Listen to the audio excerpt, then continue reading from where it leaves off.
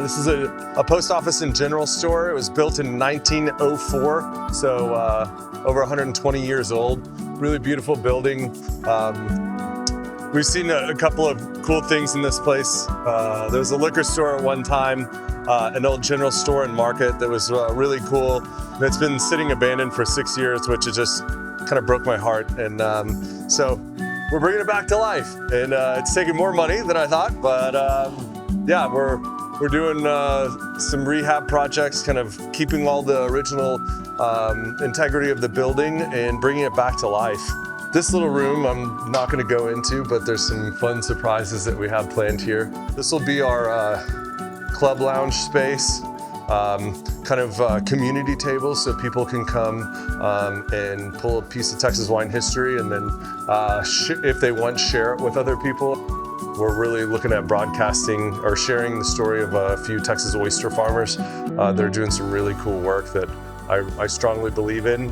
And then maybe even some potato chips, popcorn, and of course caviar, right? And there may be a little bit of other fare here, but some long tables in here and maybe some lockers so you guys can store, all of our fans can store their wine here.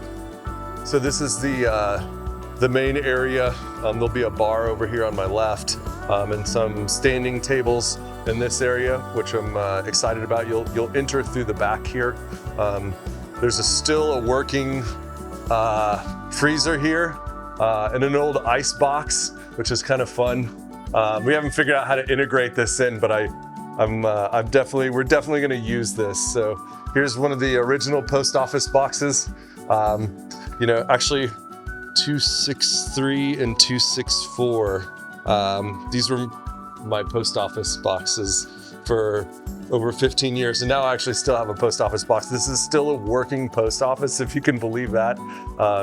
Yeah, kind of crazy. I still get my mail there. We're kind of playing around with using the original bar here as a serving bar. We're gonna have to raise it up a little bit.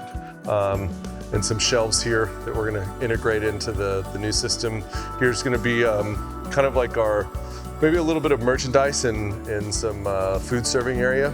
And then all of this, you know, is gonna get foamed, new air conditioners, all that good stuff. And then replacing some of the glass up here to get some of the road noise down. But I'm really looking forward to this coming to light. It's been a long time coming, but it should be ready to go in May.